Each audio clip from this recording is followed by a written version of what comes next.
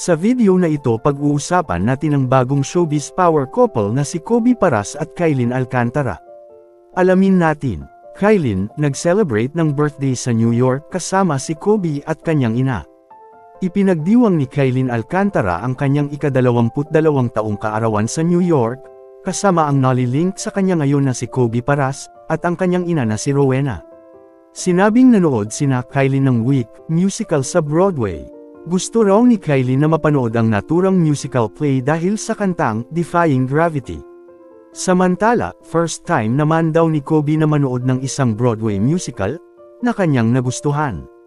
Nakatakda ring dumalo si Kylene sa iba't ibang event sa New York Fashion Week. Nagsimula ang usap-usapan na tila may romantikong namamagitan kina Kylene at Kobe noong Mayo nang mapansin ng netizens ang posts na larawan ng dalawa na tila nasa iisang restaurant.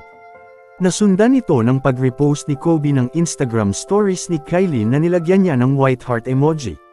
Hanggang sa makita ang dalawa na naglalakad sa Bonifacio Global City na magkahawak ng kamay.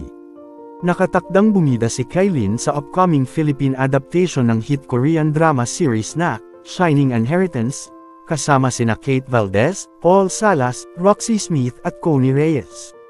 Kung gusto mo pa ng ganitong klaseng mga video, huwag kalimutang mag-like, comment, share at huwag kalimutang mag-subscribe para updated ka sa mga bago nating video.